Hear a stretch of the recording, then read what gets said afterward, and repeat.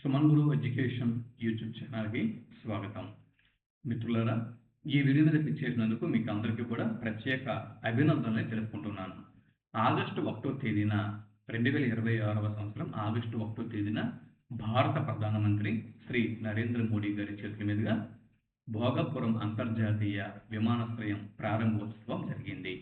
దీనికి సంబంధించినటువంటి ఇన్ఫర్మేషన్ని కాంపిటేటివ్ ఎగ్జామ్స్ దృష్టిలో పెట్టుకొని మీకు నేను ఇస్తున్నాను. ఈ సమాచారాన్ని నేను 3 వీడియోల్లో రూపొందిస్తున్నాను. మొదటి వీడియోలో ఎగ్జిక్యూటివ్ సమ్మరీని అందిస్తున్నాను. రెండవ వీడియోలో కాంపిటేటివ్ ఎగ్జామ్స్కి సంబంధించిన మల్టిపుల్ చాయిస్ క్వశ్చన్స్ని ఇస్తున్నాను. మూడవ వీడియోలో రేపొద్దున్న గ్రూప్ 1 నోటిఫికేషన్లో ఏపీ ఎకానమీలో భాగంగా ఈ భోగాపురం ఎయిర్పోర్ట్కు సంబంధించిన ప్రశ్నలు అడిగితే జవాబులు గుర్తించేందుకు వీలుగా ప్రశ్నలు జవాబుల రూపంలో 3వ వీడియో నేను అందిస్తున్నాను. ఈ విధంగా 3 వీడియోల రూపంలో మీకు ఈ భోగాపురం ఎయిర్పోర్ట్కు సంబంధించినటువంటి ఇన్ఫర్మేషన్ని పలు పోటీ పరీక్షలకు ఉపయోగపడే విధంగా అందించడం జరుగుతుంది. అయితే మొదటగా మనం ఈ వీడియోలో ఎగ్జిక్యూటివ్ సమ్మరీని మనం ఇప్పుడు పరిశీలన చేద్దాం. ఇక్కడ మీరు స్క్రీన్ మీద చూస్తున్నారు అల్లూరి సీతారామరాజు అంతర్జాతీయ విమానాశ్రయం ప్రొఫైల్ పిక్చర్ని మీరు ఇక్కడ స్క్రీన్ మీద చూస్తున్నారు. ఎగ్జిక్యూటివ్ సమ్మరీని కనుక అంటే కార్యనిర్వాహక సారాంశం కనుక పరిశీలన చేస్తే ఈ అల్లూరి సీతారామరాజు ఇంటర్నేషనల్ ఎయిర్పోర్ట్ ఈ టెర్మినల్ యొక్క పైకప్పు రూపకల్పనలో అరకులోయ గిరిజన గృహాలు ఏవైతే ఉన్నాయో వీటిని చుట్టిల్లు అని పిలుస్తారు. చుట్టిల్లు అంటే అరకులోయ గిరిజన గృహాలు. ఈ చుట్టిల్లు మరియు ఫ్లయింగ్ ఫిష్ ఆకృతులను ప్రేరణగా పొంది ప్రత్యేక ఆంధ్ర సాంస్కృతిక శైలి ప్రతిబింబింపచేసేలా ఈ ఎయిర్పోర్ట్ని కన్స్ట్రక్షన్ చేయడం జరిగింది.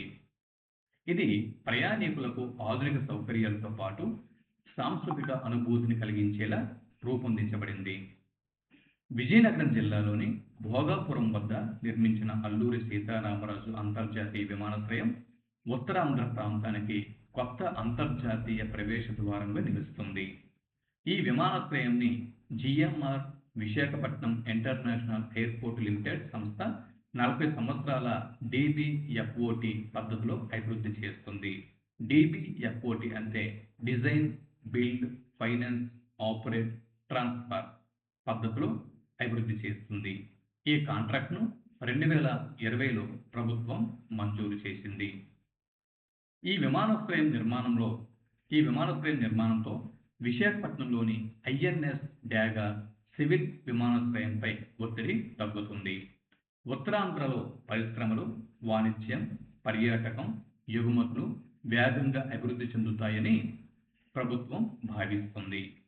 ఈ ఎయిర్పోర్ట్ ద్వారా ఈ ఉత్తరాంధ్రలో పరిశ్రమలు వస్తాయి, అంతర్జాతీయ పరిశ్రమలు వస్తాయి. దీని ద్వారా వాణిజ్యం పెరుగుతుంది. వాణిజ్యంతో పాటు ఇతర దేశాల నుంచి, దేశ విదేశాల నుంచి వచ్చేటటువంటి వారు ఈ విశాఖపట్నం, శ్రీకాకుళం, విజయనగరం, ఈ ఉత్తరాంధ్ర ఈ 3 ప్రాంతాల్లో, ఈ 3 జిల్లాల్లో ఉండేటటువంటి పర్యాటక స్థలాల్ని దర్శించడం వల్ల పర్యాటక రంగం పెరుగుతుంది అని ఆశాభావం ప్రభుత్వం వ్యక్తం చేస్తుంది. అంతేకాకుండా ఇక్కడి నుంచి ఉత్తరాంధ్ర నుంచి ఏవైతే పంటలు అంటే వ్యవసాయ ఉత్పత్తులు, ఇతరత్ర ఉత్పత్తులు ఉన్నాయో ఈ ఉత్పత్తులన్నీ కూడా ఇతర దేశాలకి ఎగుమతులు ప్రారంభం అవుతాయి అని ఈ విధంగా ప్రభుత్వం ఆశాభావం వ్యక్తం చేస్తుంది. మరి ఈ ఎయిర్పోర్ట్కి ప్రముఖ స్వతంత్ర సమరయోధుడు, భారతదేశపు స్వాతంత్ర్య పోరాటంలో తన ప్రాణాలని తృణప్రాయంగా పణంగా పెట్టినటువంటి శ్రీ అల్లూరి సీతారామరాజు గారి పేరున ఈ ఎయిర్పోర్ట్కి అల్లూరి సీతారామరాజు అంతర్జాతీయ విమానాశ్రయం అని పేరు పెట్టడం జరిగింది. ఇది ఏదో రాజకీయ నాయకుల పేర్లు పెట్టకుండా ఒక స్వతంత్ర సమరయోధుడు, మన్యం వీరుడు శ్రీ అల్లూరి సీతారామరాజు ఆయన పేరుని ఈ అంతర్జాతీయ విమానాశ్రయానికి పెట్టడం ఒక మంచి పరిణామం అని చెప్పొచ్చు. సాధారణంగా భోగాపురం ఎయిర్పోర్ట్ అని దీన్ని పిలుస్తారు. ఇకపోతే దీనికి ఈ అల్లూరి సీతారామరాజు ఇంటర్నేషనల్ ఎయిర్పోర్ట్కి 2 కోడులు ఉన్నాయి. మొదటి కోడు ఐఏటిఏ VTZ అనేది మొదటి కోడు. ఐఏటీఏ విటిజెడ్ అంటే IATA mean international air transport association. VTZ అంటే ఇది విశాఖపట్నం పాత ఎయిర్పోర్ట్కి ఉన్నటువంటి కోడ్ని దీనికి బదిలీ చేశారు. అంటే విశాఖపట్నంని పాత కాలంలో విశాఖపట్నం అని పిలిచారు. ఈ విశాఖపట్నమే తర్వాత కాలంలో విశాఖపట్నం అయ్యింది. తర్వాత వైజాగ్గా మనం పిలుస్తున్నాం. అయితే ఈ విధంగా దీన్ని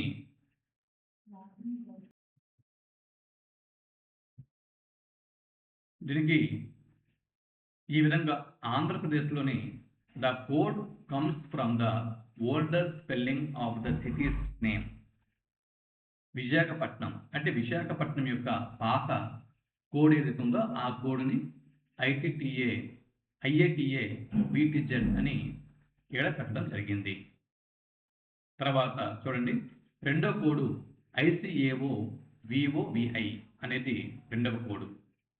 international Civil Aviation Organisation. ICAO mean International Civil Aviation Organisation. ICAO యొక్క లోగో ఇక్కడ మీరు చూడొచ్చు. విఓవిఐ అంటే అల్లూరి సీతారామరాజు ఎయిర్ బేస్ ఏదైతే ఉందో దానికి పెట్టినటువంటి పేరు విఓవిఐ. ఇకపోతే భోగాపురం గ్రామం విజయనగరం జిల్లా ఆంధ్రప్రదేశ్లో ఉంది. ఆంధ్రప్రదేశ్ రాష్ట్రంలో విజయనగరం జిల్లాలో భోగాపురం అన్నటువంటి గ్రామం ఉంది. అక్కడ ఈ అల్లూరి సీతారామరాజు ఇంటర్నేషనల్ ఎయిర్పోర్ట్ని కన్స్ట్రక్షన్ చేశారు.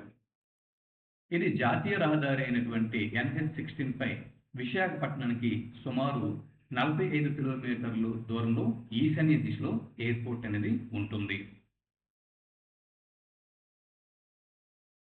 చూడండి, ఈ ఎయిర్పోర్ట్ని 2 సంస్థలు భాగంగా సంయుక్తంగా డెవలప్మెంట్ చేస్తున్నాయి.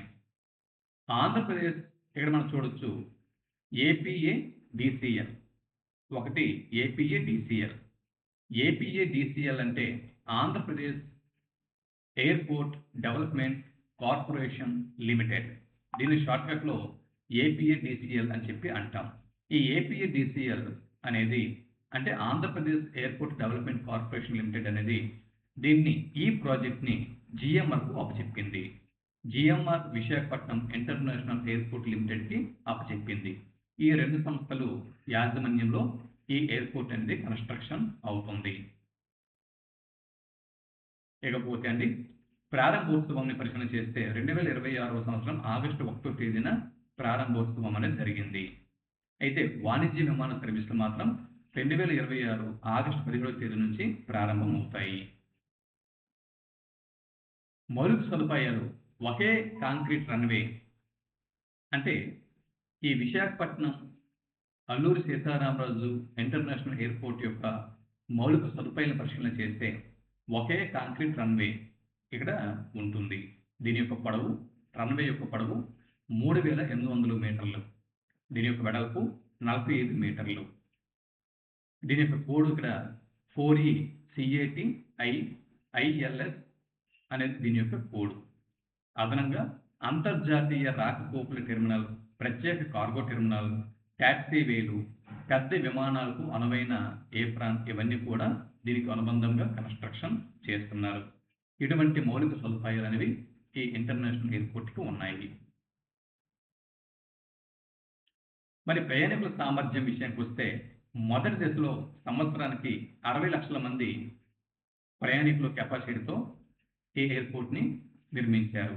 భవిష్యత్తులో సంవత్సరానికి 4 కోట్ల మంది ప్రయాణికులకి దీన్ని డిజైన్ చేస్తున్నారు. ఈ విమానాశ్రయం ద్వారా విశాఖపట్నం మెట్రో ప్రాంతంని, విజయనగరంని, శ్రీకాకుళంని వీటిని అనుసంధానం చేస్తున్నారు. ఉత్తరాంధ్ర మొత్తం ప్రత్యక్షంగా ఈ ఎయిర్పోర్ట్ ద్వారా ప్రయోజనం పొందనుంది. ఈ 3 జిల్లాలకి కూడా ప్రత్యక్షంగా ప్రయోజనం అందుతుంది. ఇది నేషనల్ హైవే నెంబర్ 16 రోడ్డు అనుసంధానం ద్వారా భవిష్యత్తులో ఏరోసిటీ, పారిశ్రామిక కారిడార్, ప్రత్యేక రహదారి అనుసంధానాలు అభివృద్ధి చేయబడనున్నాయి. విమాన సర్వీసుల విషయానికి వస్తే ప్రారంభ దశలో దేశీయ నగరాలకు విమాన సర్వీసులు ప్రారంభం కానున్నాయి. ప్రధాన నగరాలైనటువంటి ఢిల్లీ, ముంబై, చెన్నై, బెంగళూరు, హైదరాబాద్ వంటి దేశీయ నగరాలకు విమాన సర్వీసులు ప్రారంభం కానున్నాయి. తర్వాత దశలో అంతర్జాతీయ విమాన సర్వీసులు కూడా ప్రారంభం కానున్నాయి. ఇక వ్యూహాత్మక ప్రాధాన్యం విషయానికి వస్తే భోగాపురం విమానాశ్రయం ఉత్తరాంధ్ర ఆర్థిక అభివృద్ధికి కీలక కేంద్రంగా మారనుంది.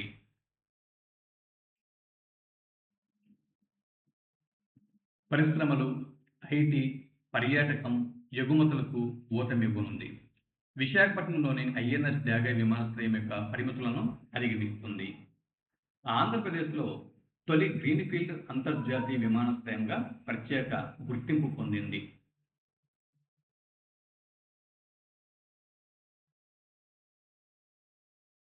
ఇప్పుడు భోగాపురం విమానాశ్రయం తాజా పరిణామాలు అంటే 2024 నుంచి 2026 సంవత్సరాల మధ్య తాజా పరిణామాలు మరియు ముఖ్య సంఘటనల యొక్క కాలక్రమంని ఇప్పుడు మనం పరిశీలన చేస్తాం.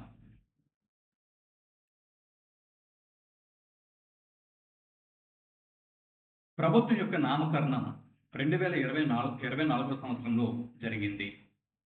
2024 సంవత్సరంలో జరిగిన ఆంధ్రప్రదేశ్ అసెంబ్లీ ఎన్నికల అనంతరం ఏర్పడిన శ్రీ నారా చంద్రబాబు నాయుడు గారి ప్రభుత్వం భోగాపురం విమానాశ్రయ నిర్మాణాన్ని అత్యంత ప్రాధాన్య ప్రాజెక్టుగా ప్రకటించింది. ఎప్పుడు 2024 సంవత్సరంలో సెప్టెంబర్ 2024లో ఆంధ్రప్రదేశ్ మంత్రివర్గం ఈ విమానాశ్రయానికి స్వతంత్ర సమరయోధుడు శ్రీ అల్లూరి సీతారామరాజు గారి పేరుని అధికారికంగా ప్రకటించింది. టెర్మినల్ భవనం యొక్క పైకప్పును అరకులోయ గిరిజన గృహాలు, చుట్టిళ్ళు మరియు ఫ్లయింగ్ ఫిష్ ఆకృతులను ప్రతిబింబింపచేసేలా రూపొందించారు. దీని యొక్క నిర్మాణంలోని పురోగతిని కనుక పరిశీలన చేస్తే 2023 నుంచి 2026 మధ్య ఏ విధమైన పనులు, నిర్మాణాత్మక పనులు దశల వారీగా జరిగాయి అనేది పరిశీలన చేస్తే నవంబర్ 2023 నుంచి ఎల్ఎన్టీ సంస్థ ఆధ్వర్యంలో రన్వే, టెర్మినల్, ఏటీసీ టవర్ నిర్మాణం అనేది ప్రారంభం అయ్యింది. జూలై 2024లో రన్వే నిర్మాణ పనులు వేగవంతం అయ్యాయి. 2026 నాటికి పనులు పూర్తి చేయాలని ప్రభుత్వం లక్ష్యంగా పెట్టుకుంది. 2026 జనవరి 4వ తేదీన ఎయిర్ ఇండియా ధృవీకరణ విజయవంతంగా ల్యాండ్ అయ్యింది. ఫిబ్రవరి 2026వ తేదీన ఈ ప్రాజెక్టు సుమారు 98% పూర్తయిందని అధికారులు ప్రకటించారు. జూలై 2026న డీజీసీఏ విమానాశ్రయానికి ఏరోడ్రోమ్ లైసెన్స్ మంజూరు చేసింది. DGCA means directorate general of civil aviation.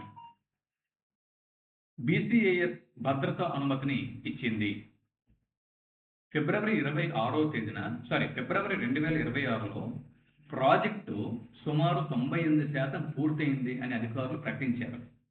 దీంతో 2026 జూలై నెలలో ఈ డీజీసీఏ విమానాశ్రయానికి ఏరోడ్రోమ్ లైసెన్స్ మంజూరు చేయడం జరిగింది. ఈ విమానాశ్రయానికి ఏరోడ్రోమ్ లైసెన్స్ ని ఎవరు మంజూరు చేశారండి? డీజీసీఏ. డీజీసీఏ అంటే directorate general of civil aviation. మరి ఎయిర్పోర్ట్ కి సెక్యూరిటీ క్లియరెన్స్ ఇచ్చినటువంటి సంస్థ BCAS. BCAS means bureau of civil aviation security. ఇది 1987వ సంవత్సరంలో న్యూఢిల్లీలో స్థాపించబడింది. ఇకపోతే ఆగస్టు 2026లో 1వ తేదీన భారత ప్రధానమంత్రి శ్రీ నరేంద్ర మోదీ గారి చేతుల మీదుగా విమానాశ్రయాన్ని ప్రారంభించారు. ఈ సందర్భంగా దీన్ని సుమారు 5,600 కోట్ల రూపాయల గ్రీన్ఫీల్డ్ ప్రాజెక్టుగా పేర్కొంటూ ఉత్తరాంధ్ర అభివృద్ధికి ఇది కీలకమని వివరించారు. 2026 ఆగస్టు 17 నుంచి వాణిజ్య విమాన సర్వీసులు ప్రారంభం కానున్నాయి. అదే తేదీ నుంచి విశాఖపట్నంలోని ఐఎన్ఎస్ డ్యాగా నుంచి పౌర విమాన సర్వీసులు దశల వారీగా భోగాపురానికి మారనున్నాయి. ఇకపోతే నియంత్రణ మరియు ఆర్థిక అంశాల గురించి చూస్తే 2025 ఆగస్టులో ఏఈఆర్ఏ అంటే airport economic regulatory authority Bhogapuram విమానాశ్రయాన్ని మేజర్ ఎయిర్పోర్ట్గా ప్రకటించింది. భోగపురం విమానాశ్రయాన్ని మేజర్ ఎయిర్పోర్ట్గా ప్రకటించిన సంస్థ ఏఈఆర్ఏ. ఎప్పుడు ప్రకటించింది? 2025 సంవత్సరం ఆగస్టు నెలలో. మరి ఎన్ఐపి అంటే నేషనల్ ఇన్ఫ్రాస్ట్రక్చర్ పైప్ లైన్లో భాగం ఇది. 2020లో జిఎంఆర్ సంస్థకు 40 సంవత్సరాల డిబిఎఫ్ఓటి ఒప్పందం లభించింది. డిసెంబర్ 2023లో ఎన్ఐఐఎఫ్ సంస్థ సుమారు 675 కోట్ల రూపాయల పెట్టుబడి పెట్టింది. ఎన్ఐఐఎఫ్ అంటే national investment and infrastructure fund అని అర్థం. దీనికోసం 2700 ఎకరాలు భూసేకరణ ఈ ఎయిర్పోర్ట్ ప్రారంభ ప్రతిపాదన పేరు మీదుగా రైతుల వద్ద నుంచి సేకరించడం జరిగింది. తర్వాత 2020లో భూమిని 2200 ఎకరాలకు తగ్గించారు. మిగిలిన 500 ఎకరాలను భవిష్యత్ విస్తరణ కోసం ఉంచారు. సెప్టెంబర్ 2022 ఈ నెలలో మొదటి దశ భూసేకరణ దాదాపు పూర్తయింది. ఇక్కడ చూడండి, 2020లో అంటే ప్రారంభంలో 2700 ఎకరాలు భోగాపురం ఎయిర్పోర్ట్కి అవసరం అవుతాయి అని చెప్పి ప్రకటించడం జరిగింది. 2020లో 2200 ఎకరాలను తగ్గించి అంటే 2200 ఎకరాలని సేకరించడం జరిగింది. తర్వాత 2022లో మొదటి దశ భూసేకరణ దాదాపు పూర్తయింది. ఇందులో భాగంగా 2200 ఎకరాలని సేకరించారు. మిగిలిన 500 ఎకరాలను భవిష్యత్ విస్తరణ కోసం ఉంచారు. ఇక వివాదాలు 2015 నుంచి 2016 మధ్య రైతులు భూసేకరణపై నిరసనలు చేపట్టారు. ప్రభుత్వం మెరుగైన పరిహారం ప్రకటించిన తర్వాత సమస్య పరిష్కారం అయింది. ఇక రాజకీయంగా విమానాశ్రయం నిర్మాణానికి ఎవరి కృషి ఎక్కువ అనే అంశంపై వివిధ రాజకీయ పార్టీలు తమ అభిప్రాయాలు వెల్లడించాయి. అయినప్పటికీ ప్రాజెక్టు నిర్మాణం నిరంతరంగా కొనసాగింది. తర్వాత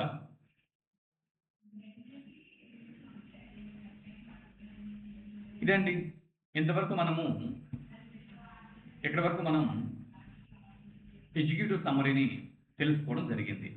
భోగాపురం ఇంటర్నేషనల్ ఎయిర్పోర్ట్కు సంబంధించినటువంటి ఎగ్జిక్యూటివ్ సమ్మరీని మీకు నేను ఇంతవరకు ఇచ్చాను. దీనికి కంటిన్యూషన్ రెండవ వీడియోలో మల్టిపుల్ చాయిస్ క్వశ్చన్స్ని మీకు నేను ఫ్రేమ్ చేసి ఇస్తున్నాను. మరో 24 గంటల్లో మల్టిపుల్ చాయిస్ క్వశ్చన్స్ అనేవి వస్తాయి. అక్కడికి 24 గంటల్లో మెయిన్స్కి ప్రశ్నలు జవాబులు అందిస్తాను. అందాక ఈ వీడియో చూస్తూ ఉండండి, లైక్ చేయండి, మీ మిత్రులకి షేర్ చేయండి, వీడియోని అంటే మన ఛానల్ని సబ్స్క్రైబ్ చేసుకోవడం మర్చిపోవద్దు.